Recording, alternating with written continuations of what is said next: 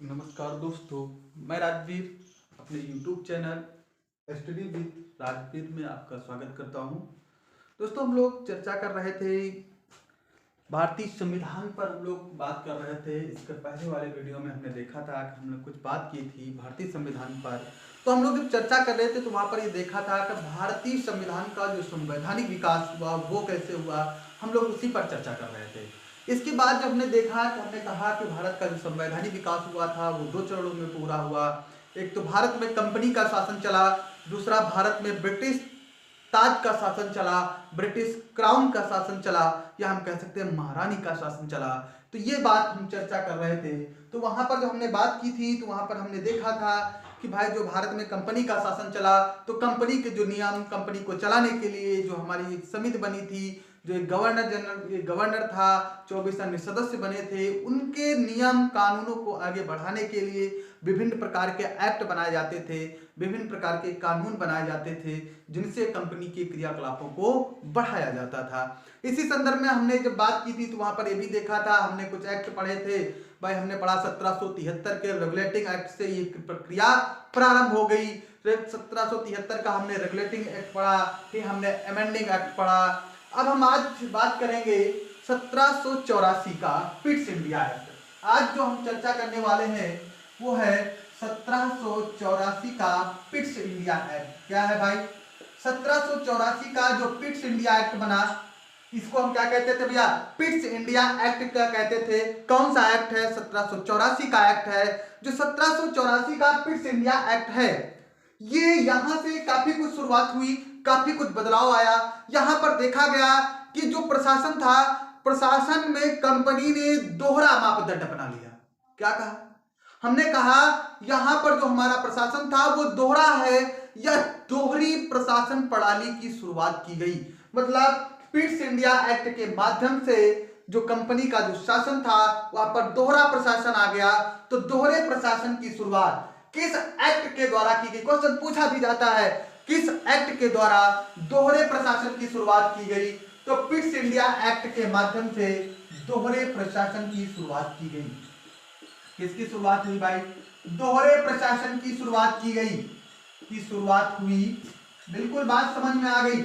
आपसे पूछा जाए दोहरा शासन प्रणाली, तो भाई पिट्स इंडिया एक्ट। अब ये जो दोहरा शासन प्रणाली थी ये क्या थी? ये भी आपसे क्वेश्चन पूछा जा सकता है। तो हमारा दोहरा शासन प्रणाली थी, यहाँ पर भाई जो कंपनी के कार्य अभी तक एक लोग देख रहा था, जो गवर्नर था या उनकी जो काउंसिल थी, जो एक गवर्नर 24 अन्य सदस्य जो थे वो मिलकर जो हमारी कंपनी को चला रहे थे, उस कंपनी को अब चलाने के लिए पिट्स इंडिया एक्ट में क्या किया गया? यहां पर दोहरे प्रशासन की शुरुआत कर दी गई। कहने मतलब बंटवारा कर दिया गया, 2 भागों में दोहरा शासन लागू कर दिया गया। एक तो भैया क्या होगा? अब जो नंबर 1 क्या हुआ? 2 नंबर 1 बोर्ड ऑफ कंट्रोलर क्या बने? बोर्ड ऑफ कंट्रोलर बनाए गए। क्या हुए? Board of controller. तो एक तो बन गया बोर्ड ऑफ कंट्रोलर, दूसरा बन गया बोर्ड ऑफ डायरेक्टर्स। दूसरा क्या बना? Board of director.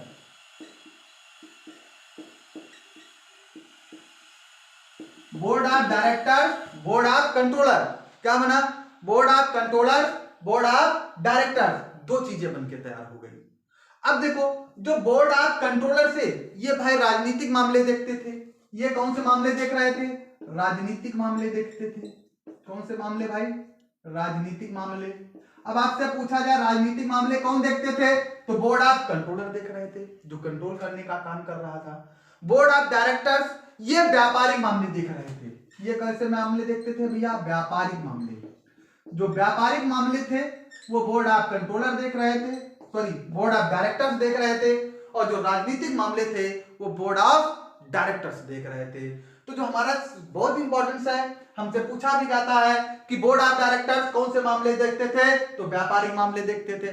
अब व्यापार से जो जुड़ी हुई बातें थी कंपनी में, वो तो भाई ये बोर्ड ऑफ डायरेक्टर्स देख रहे थे। कौन देख रहे थे? बोर्ड ऑफ डायरेक्टर्स देख रहे थे। लेकिन अब भाई जो राजनीति वाले मामले थे, जो नेता नगरी से काम यहां पर चलाया जा रहा था, उनको देखने के लिए हमारे पास अलग एक समिति, वो अपने काम देखेगी, और जो व्यापार संबंधी क्रियाकलाप देखेगी वो हमारे अलग लोग देखेंगे। जो व्यापार संबंधी क्रियाकलाप देख रहे थे उनको व्यापारिक मामले कहे गए, वो बोर्ड ऑफ डायरेक्टर्स कहे जाते थे, वो क्या कहलाए गए, बोर्ड ऑफ डायरेक्टर्स कहलाए गए। और जो भाई राजनीतिक मामले देख रहे थे उनको बोर्ड ऑफ कंट्रोलर कहा गया।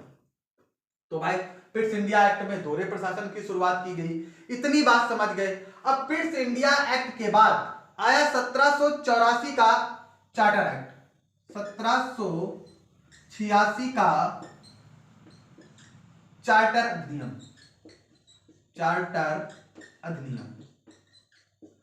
अब जब यहां पर दो चीजें अलग अलग हुई, हमने देखा कि यहां पर पिट्स इंडिया एक्ट जो 1784 का था, यहां पर जब दोहरे प्रशासन की शुरुआत हुई, उसके बाद जब नया कानून बना, नया एक्ट बनाया गया 1786 का चार्टर अधिनियम। क्या बनाया गया, 1786 का चार्टर अधिनियम। जो 1786 का जब चार्टर अधिनियम बना, तो 1786 के चार्टर अधिनियम में जो क्या था, लॉर्ड कॉर्नवालिस को बंगाल का गवर्नर बनाया गया। क्या बनाया गया, 1786 में ही लॉर्ड कॉर्नवालिस को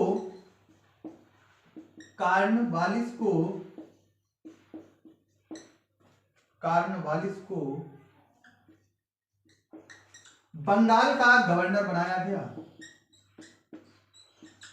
बंगाल का गवर्नर बनाया गया। लॉर्ड कॉर्नवालिस को बंगाल का गवर्नर बनाया गया, इतनी बात समझ गए। कब बनाया गया, 1786 में। अब देखो जो बंगाल का गवर्नर था, तो बंगाल का जो गवर्नर, हमने इससे पहले ही बात कर लिया था, जो गवर्नर था उसको गवर्नर जनरल की उपाधि दे दी गई थी, ठीक है। अब जो लॉर्ड कॉर्नवालिस था, इसे बंगाल का क्या बना दिया गया, गवर्नर बनाया गया। अब देखो इसी एक्ट के माध्यम से, किस एक्ट के माध्यम से, 1786 एक्ट के माध्यम से जो गवर्नर था, वो गवर्नर काउंसिल के निर्णय को मानने अथवा न मानने का अधिकार दे दिया गया। मतलब इसके पहले जो होते थे, जो हमारी परिषद बनी हुई थी, हमने जो पढ़ा था, जो हमारी परिषद थी जिसमें 24 अन्य सदस्य, एक मुख्य सदस्य जो बनाया गया था, जो हमारी काउंसिल थी, उसके निर्णय को मानने के लिए गवर्नर जनरल बाध्य होता था। लेकिन 1786 के चार्टर अधिनियम के द्वारा, 1786 के चार्टर अधिनियम के द्वारा गवर्नर को, जो हमारा ये गवर्नर है, गवर्नर जनरल जो है, गवर्नर जनरल को परिषद के निर्णय को मानने अथवा परिषद के, जो हमारी काउंसिल थी, परिषद के निर्णय को मानने अथवा न मानने, निर्णय को स्वीकार करने, निर्णय को स्वीकार करने अथवा अस्वीकार करने का अधिकार दे दिया गया। बहुत बड़ा अधिकार मिला भाई, अस्वीकार करने का अधिकार दे दिया गया, अस्वीकार करने का अधिकार दिया गया भाई। क्या दिया गया, अधिकार दे दिया गया। देखो यहां पर गवर्नर जनरल को एक बहुत बड़ी शक्ति मिल गई। क्या हो गया, गवर्नर जनरल को एक बहुत बड़ी पावर मिल गई कि जो हमारे अभी तक क्या था, ये पावर हमारे गवर्नर जनरल के पास नहीं था। ये क्या थी, ये शक्ति हमारे गवर्नर जनरल के पास नहीं थी। लेकिन इस एक्ट के तहत, इसके तहत जो हमारा गवर्नर जनरल है, उसको एक बहुत बड़ी पावर दे दी गई। अब वो पावर क्या दी गई, वो पावर ये दी गई कि भाई जो हमारी काउंसिल है, जो परिषद है, वो कोई यदि निर्णय करती है, यदि लगता है कि गवर्नर को ये निर्णय हमें मानने योग्य नहीं है, तो गवर्नर उसको क्या कर सकता है, अस्वीकार भी कर सकता है। क्या कर सकता है, अस्वीकार कर सकता है। ये जरूरी नहीं कि वो स्वीकार ही कर ले, मतलब मानने और न मानने दोनों अधिकार उसको प्राप्त हो गए। गवर्नर की इच्छा होगी तो उसको स्वीकार करेगा, और गवर्नर की इच्छा नहीं होगी तो उसको स्वीकार नहीं कर सकता था, मना कर सकता था। अगली क्या शक्ति मिली, गवर्नर जनरल को जो अगली शक्ति दे दी गई, वो कौन सी शक्ति दी गई, गवर्नर जनरल को भैया क्या दिया गया, एक सर्वोच्च सेनापति, मतलब सेना का सर्वोच्च सेनापति बना दिया गया। गवर्नर जनरल को कमांडर इन चीफ की शक्ति दे दी गई। यहां पर और क्या दिया गया, गवर्नर जनरल को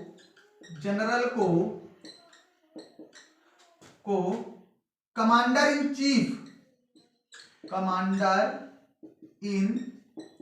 चीफ की शक्ति दे दी गई। बहुत बड़ा पावर, बहुत बड़ा पावर। कहने मतलब जो हमारे भारत के राष्ट्रपति को है, मतलब सर्वोच्च सेनाओं का सेनापति, बात यहीं पर आ गई। बात यहीं पर आ गई भैया, क्या आई कि गवर्नर जनरल को सर्वोच्च सेनाओं का सेनापति बना दिया गया। कहा गया भाई जो हमारी सेनाएं होंगी कमांडर इन चीफ बना दिया गया। किसको? गवर्नर जनरल को एक बहुत बड़ी पावर मिल गई। जो हमारे भारत के राष्ट्रपति के पास जो है कि वो क्या होता है? सेना का सर्वोच्च अधिकारी। सेना का सर्वोच्च अधिकारी कौन होता है? भारत का राष्ट्रपति होता है। ठीक उसी प्रकार 1786 के चार्टर अधिनियम के द्वारा गवर्नर जनरल को सेना का सर्वोच्च अधिकारी बना दिया गया। ऐसी शक्ति किसे प्रदान कर दी गई? ऐसी शक्ति भैया किसको दी गई? गवर्नर जनरल को दी गई। इस प्रकार की शक्तियां किस एक्ट के माध्यम से मिली? 1786 के चार्टर अधिनियम के द्वारा मिली। किसके द्वारा मिली? 1786 के चार्टर अधिनियम के द्वारा इस प्रकार की शक्तियां प्राप्त हो गई। किसको प्राप्त हुई भैया? जो हमारा ये कौन था? गवर्नर जनरल था, इसको इस प्रकार की शक्तियां मिल गई। इस प्रकार की शक्तियां किसे मिल गई भैया? गवर्नर जनरल को मिल गई। अब देखो इसके बाद हमने देखा 1786, पहले 84 देखा, फिर 86, अब आएगा अगला अधिनियम। अगला कौन सा अधिनियम आया? अगला अधिनियम की हम बात करते हैं। अगला अधिनियम देखो जल्दी से, 1793 का कौन सा एक्ट आया? 1793 का, 1793 ईस्वी का चार्टर अधिनियम। कौन सा आया? 1793 ईस्वी का चार्टर अधिनियम। चार्टर अधिनियम, बात समझिए, 1793 का चार्टर अधिनियम।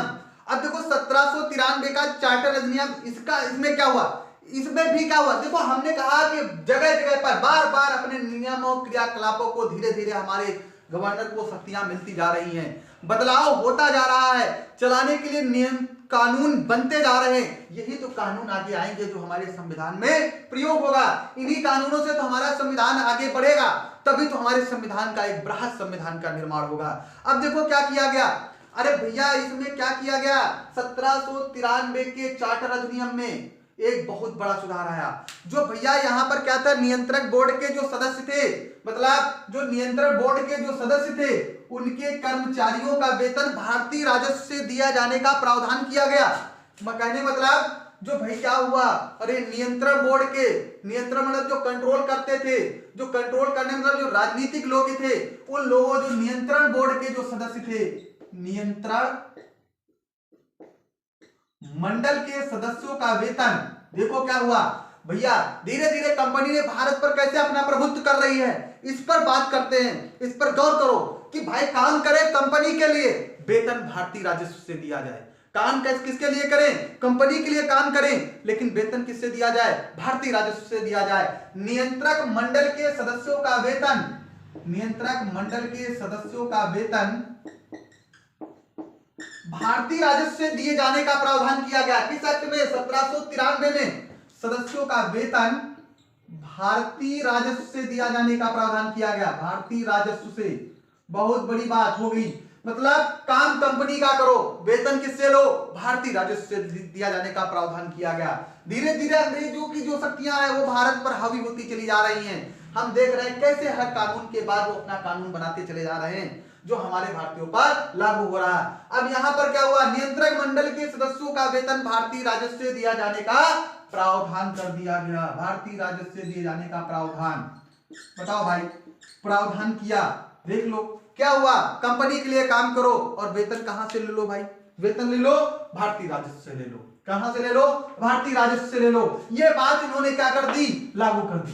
किस एक्ट के द्वारा? 1793 एक्ट के द्वारा। बहुत बार पूछा जाता है। अब देखो क्या किया, इसी एक्ट के माध्यम से, किस 1793 के चार्टर अधिनियम के माध्यम से इन्होंने क्या किया? बॉम्बे और मद्रास की प्रेसिडेंसियों की सरकारों को, क्या हुआ भैया?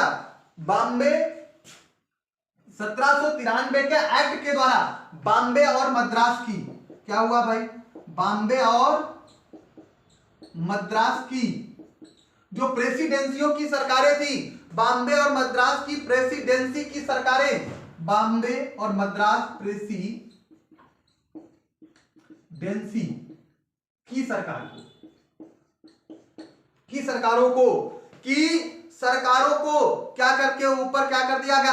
अधिक सरकारों के ऊपर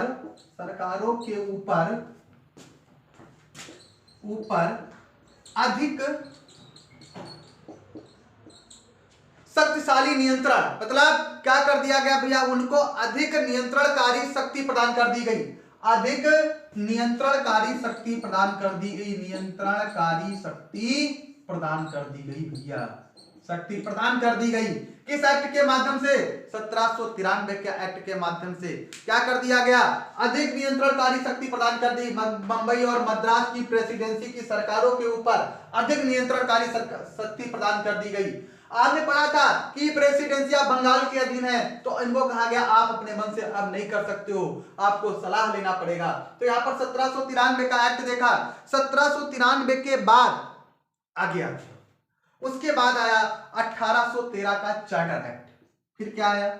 1813 ईस्वी का चार्टर एक्ट, 1813 ईस्वी का चार्टर एक्ट। ठीक भाई, अब 1813 ईस्वी के चार्टर एक्ट की बात हुई। किसकी बात हुई? 1813 ईस्वी के चार्टर एक्ट की बात हुई। तो कंपनी देखो, 1813 ईस्वी का जो चार्टर एक्ट आया, इसमें क्या प्रावधान किए गए? तो कंपनी के जो था अधिकार पत्र था 20 वर्षों के लिए बढ़ा दिया गया। भाई 1813 ईस्वी के चार्टर एक्ट के माध्यम से कंपनी के अधिकारों को, कंपनी के अधिकार पत्र को 20 वर्षों के लिए बढ़ा दिया गया। पत्र को क्या किया गया भैया? 20 वर्षों के लिए बढ़ा दिया गया। कहा गया जो कंपनी का जो अधिकार पत्र है, इसको 20 वर्षों के लिए बढ़ा दिया गया। इतनी बात समझ गए? 20 वर्षों के लिए बढ़ा दिया। भाई कंपनी का जो अधिकार पत्र समाप्त हो रहा था, घोषणा पत्र जो समाप्त हो रहा था, उसको क्या किया? 20 वर्षों के लिए आगे और बढ़ा दिया। किसके? कंपनी का अधिकार पत्र। किस एक्ट के माध्यम से? 1813 ईस्वी के चार्टर एक्ट के माध्यम से। अब देखो, जब यहां पर ये क्या हुआ, इनका अधिकार पत्र समाप्त हो रहा, तो 20 वर्षों के लिए और बढ़ा दिया गया। कंपनी के भारत के साथ फिर क्या किया गया? दूसरा काम क्या हुआ? इसी एक्ट में हुआ। किसमें? 1813 में हुआ। कंपनी के भारत के साथ व्यापार करने का एकाधिकार छीन लिया। कंपनी के भारत के साथ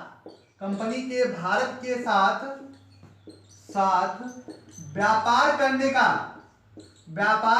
का एकाधिकार छीन लिया गया। कंपनी के भारत के साथ व्यापार करने का एकाधिकार छीन लिया गया। एकाधिकार क्या किया गया भैया? छीन लिया गया। किस एक्ट के माध्यम से? 1813 एक्ट के माध्यम से छीन लिया गया। लेकिन किंतु चीन के साथ चाय का व्यापार को 20 वर्षों तक छीन लिया गया। किंतु चीन के साथ चाय का व्यापार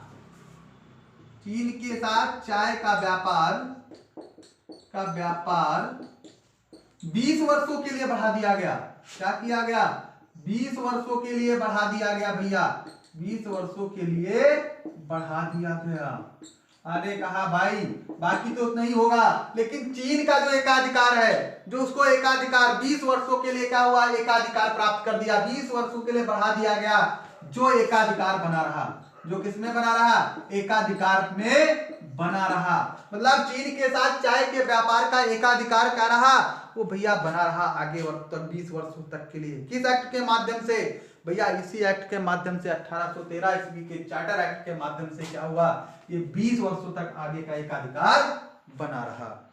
अब देखो आगे क्या हुआ। इसी एक्ट के माध्यम से, 1813 ईस्वी के एक्ट के माध्यम से भारत में ईसाई मिशनरियों को ईसाई धर्म के प्रचार की छूट दी गई। मैं क्या किया गया? ईसाई मिशनरियों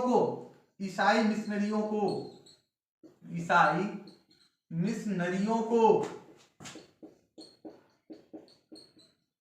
भारत में ईसाई धर्म के प्रचार के लिए छूट दी गई। ईसाई धर्म के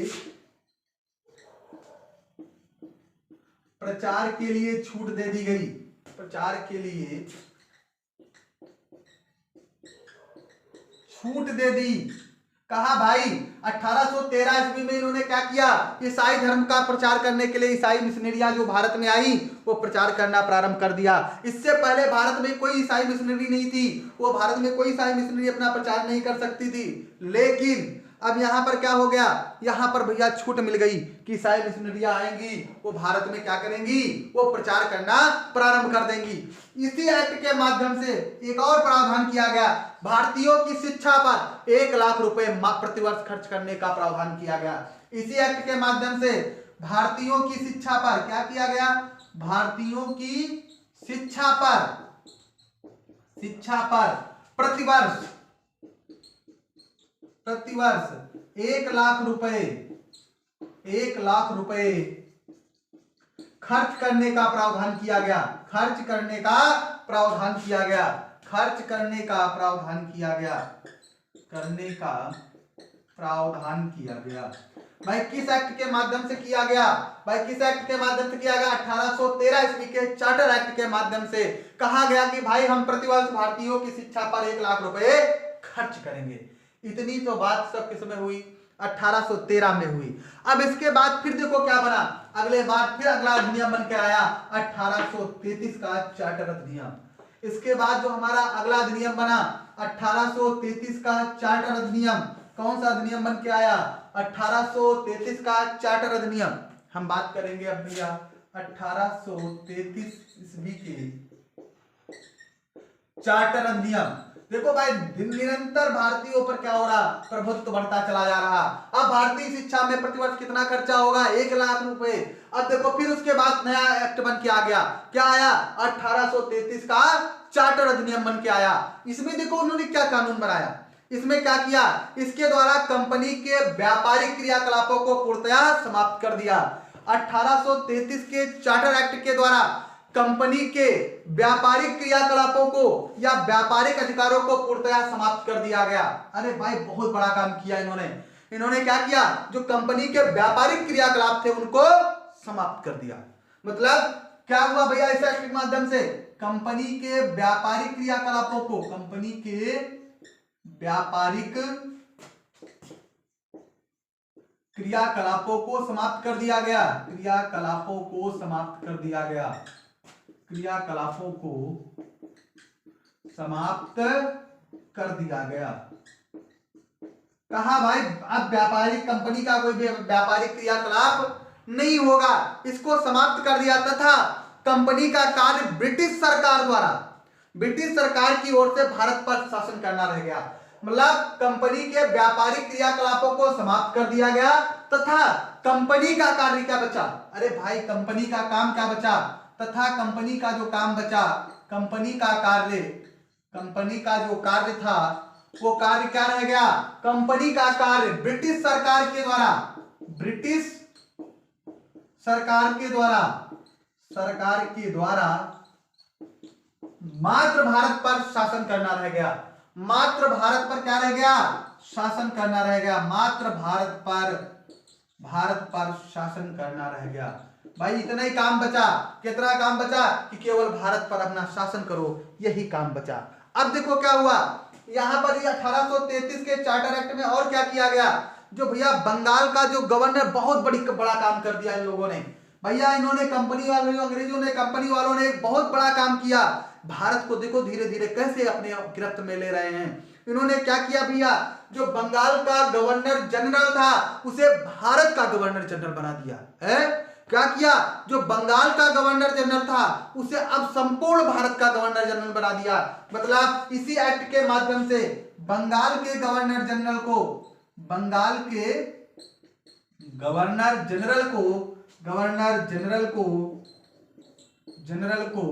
संपूर्ण भारत का गवर्नर जनरल बना दिया गया, संपूर्ण भारत का। बहुत बड़ी बात हो गई भाई, बहुत बड़ी बात यह हो गई कि गवर्नर जनरल बंगाल का था, कंपनी का था पहले, फिर बंगाल का बना, बंगाल के बाद अब किसका बना, संपूर्ण भारत का गवर्नर जनरल बना दिया गया, भारत का गवर्नर जनरल बना दिया गया, जनरल बना दिया गया भैया।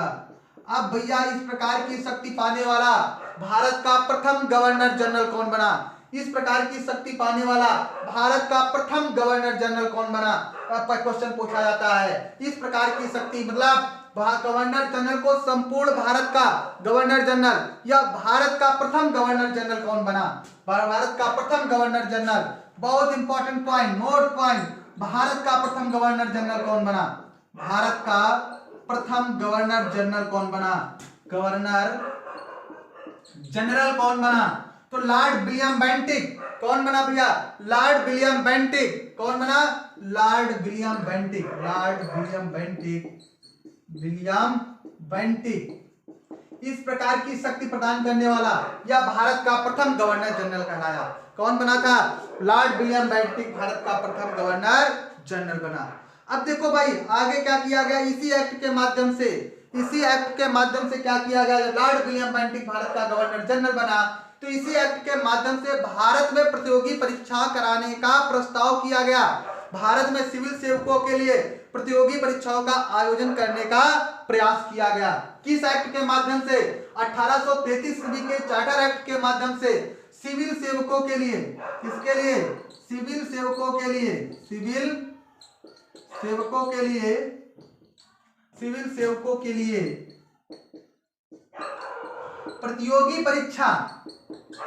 प्रतियोगी परीक्षा कराने का क्या किया गया? प्रयास किया गया। प्रतियोगी परीक्षा आयोजन करने का प्रयास किया गया। मतलब भारत में प्रथम बार सिविल परीक्षा का आयोजन करने का प्रयास किस एक्ट के माध्यम से किया गया? 1833 ईस्वी के चार्टर एक्ट के माध्यम से किया गया। किसके भैया? 1833 ईस्वी के चार्टर एक्ट के माध्यम से किया गया। अगला देखो क्या काम है। जब Lord William Bentinck governor general बन गया भारत का तो अगला काम क्या हुआ? अगला जो काम हुआ सन 1834 ईस्वी में। कब? सन 1834 ईस्वी में लॉर्ड मैकाले की अध्यक्षता में। सन 1834 ईस्वी में लॉर्ड मैकाले की अध्यक्षता में। लॉर्ड मैकाले की अध्यक्षता में एक विधि आयोग का गठन किया गया। किसका गठन किया गया? एक विधि आयोग का गठन किया गया। एक विधि आयोग का गठन किया गया। विधि आयोग का गठन किया गया। विधि आयोग का गठन किया गया। भाई किसकी अध्यक्षता में? लॉर्ड मैकाले की अध्यक्षता में। उस समय गवर्नर जनरल कौन था? Lord William Bentinck. कब किया गया? 1834 में। किस एक्ट के माध्यम से? 1833 ईस्वी के चार्टर एक्ट के माध्यम से ये काम किया गया। क्या किया गया? 1834 में क्या किया गया? एक भैया विधि आयोग का गठन किया गया। अब इतनी बात समझ में हम 1834 तक पढ़े। इसके बाद जो अगला एक्ट आया, अगला 1853 का एक्ट। कौन आएगा? 1853 का चार्टर एक्ट। कौन है भैया एक्ट? 1853 का चार्टर एक्ट। फिर कौन सा एक्ट बना? अब देखो अगला एक्ट पढ़ेंगे 1853 ईस्वी का चार्टर एक्ट। 1853 ईस्वी का चार्टर एक्ट। दोस्तों बहुत महत्वपूर्ण एक्ट के बारे में हम लोग चर्चा कर रहे हैं। बहुत एग्जाम में पूछे जाते हैं ये एक्ट, चार्टर एक्ट। अब देखो जब हमारा 1833 में क्या प्रतियोगी परीक्षाओं कराने का क्या किया गया भैया? प्रयास किया गया, हुई नहीं पाई। लेकिन हुआ क्या? जब 1853 का जो चार्टर एक्ट बनाया इसमें क्या किया गया? कंपनी के कर्मचारियों को नामजदगी के सिद्धांत को हटा दिया गया। क्या हुआ? कंपनी के कर्मचारियों में जो नामजदगी, कंपनी के कर्मचारियों में नामजदगी को हटाकर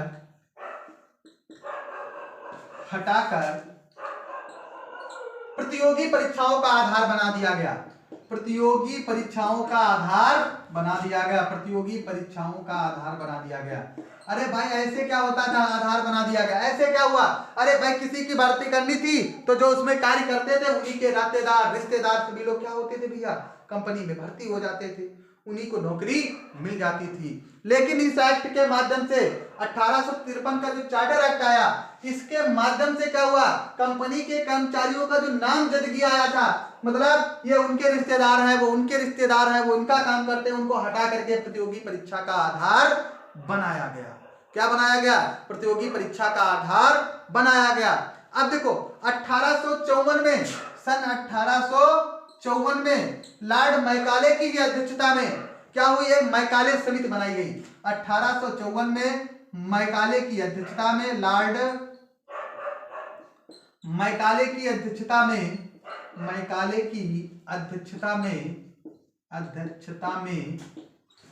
मैकाले समिति बनाई गई। क्या बनाई गई? मैकाले समिति बनाई गई। अब ये जो मैकाले समिति बनाई गई थी भैया ये क्या करती थी, जो भारतीय सिविल सेवकों के संबंध में थी। ये जो मैकाले समिति किससे संबंधित थी, भारतीय सिविल सेवकों के संबंध में थी, भारतीय सिविल सेवकों के संबंध में थी, सेवकों के संबंध में थी। अब ये भी याद रखना किसके संबंध में थी, भारतीय सेवकों के सिविल संबंध में थी। अब देखो दूसरा क्या हुआ, अब यहां पर क्या हुआ, अगला कौन सा काम हुआ 1853 में, और गवर्नर जनरल के परिषद से क्या हुआ, अगला जो काम किया गया गवर्नर जनरल के परिषद से, गवर्नर जनरल के परिषद से दोस्तों क्या किया गया, विधायी तथा प्रशासनिक कार्यों को अलग कर दिया गया। गवर्नर जनरल के परिषद से विधायी तथा प्रशासनिक कार्यों को अलग कर दिया गया। क्या किया गया भैया, प्रशासनिक कार्यों को अलग कर दिया गया, कार्यों को अलग कर दिया गया। किस एक्ट के माध्यम से, किस एक्ट के माध्यम से कर दिया गया भैया, 1854 में। कब किया गया, नहीं 1853 के एक्ट के माध्यम से। किसके माध्यम से, 1853 एक्ट के माध्यम से। 1854 में तो क्या हुआ, मैकाले के विस्तार में मैकाले समिति बनी। मैकाले समिति किससे संबंधित है, तो भारतीय सिविल सेवकों से संबंधित है, भारतीय सिविल सेवकों से संबंधित है, भारतीय सिविल सेवा परीक्षा से संबंधित है। किससे, भारतीय सिविल सेवा परीक्षा, सेवा सेवकों से संबंधित है या परीक्षा से संबंधित है। ठीक है, तो 1853 का चार्टर एक्ट कंपनी में नामजदगी को हटा दिया, कहा कोई भी नाम के आधार पर भर्ती नहीं की जाएगी। क्या क्या प्रतियोगी परीक्षाओं का आधार लिया जाएगा, एक परीक्षा आयोजित कराई जाएगी, जो इसको पास करेगा उसी को नौकरी में भर्ती किया जाएगा।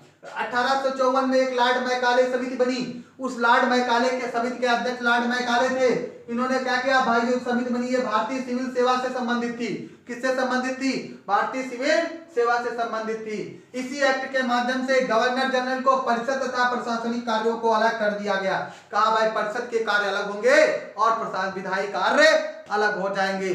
जो प्रशासनिक कार्य करेगा वो अलग हो जाएंगे और विधायी कार्य अलग हो जाएंगे। ये बात हमने आज के चैप्टर में पढ़ी। आज हमने देखा, हमने कई एक्ट पढ़े, हमने देखा कि बहुत सारे एक्ट कानून धीरे धीरे हम पर क्या हुआ, मजबूत पकड़ बनाते जा रहे हैं। इसी प्रकार कंपनी धीरे धीरे भारत पर अपना अधिकार करती चली गई। दोस्तों आज के लिए इतना ही। ऐसे ही बहुत ही महत्वपूर्ण क्वेश्चन पढ़ने के लिए, एग्जाम से संबंधित महत्वपूर्ण तैयारी करने के लिए आप हमारे वीडियो को लाइक करें, शेयर करें और ज्यादा से ज्यादा लोग सब्सक्राइब करें, जिससे कि हम आगे आने वाले समय में आपको तुरंत लाइव क्लास उपलब्ध करा सके। धन्यवाद दोस्तों।